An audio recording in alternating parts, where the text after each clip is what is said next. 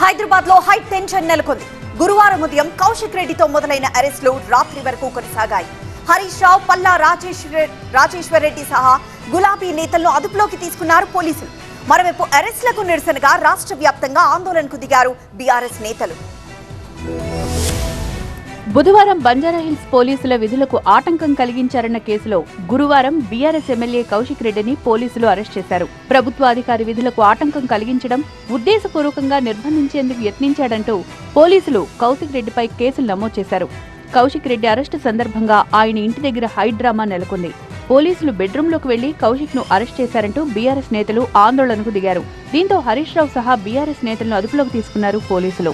కౌశిక్ రెడ్డిని Banjara Hills police station కు, హరీష్ రావును గచ్చిబౌలి పిఎస్ కు తరలించారు పోలీసులు.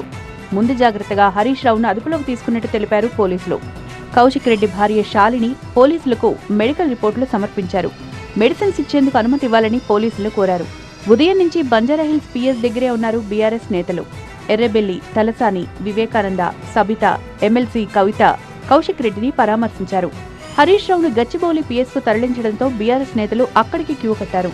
నిరంజన్ రెడ్డి, ఎమ్మెల్సీ కవిత హరీష్ రావును పరామర్శించారు. విడతల వారీగా వెళ్లి పిఎస్ ముందు ధర్నాకు దిగారు. హరీష్ రావును విడుదల చేయాలని డిమాండ్ చేస్తూ ఆందోళనకు దిగిన పల్లా రాజేశ్వర్ రెడ్డి, ఒంటేరు ప్రతాప్ రెడ్డిని అదుపులోకి తీసుకున్న పోలీసులు నార్సింగ్ పిఎస్ కు తరలించారు. రాత్రి 8 గంటలకు హరీష్ రావును విడుదల చేశారు.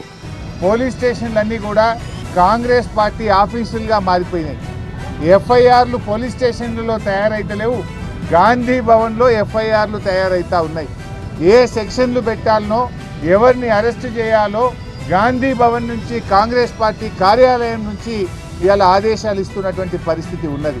మాజీ మంత్రులను, ఎమ్మెల్యేలను అన్యాయంగా అదుపులోకి తీసుకున్నారంటూ ఆగ్రహం వ్యక్తం చేశారు కవిత.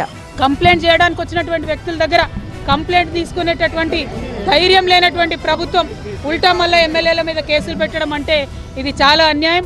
బీఆర్ఎస్ నేతల అరెస్టును ఖండించారు ఆ పార్టీ వర్కింగ్ ప్రెసిడెంట్ కేటీఆర్.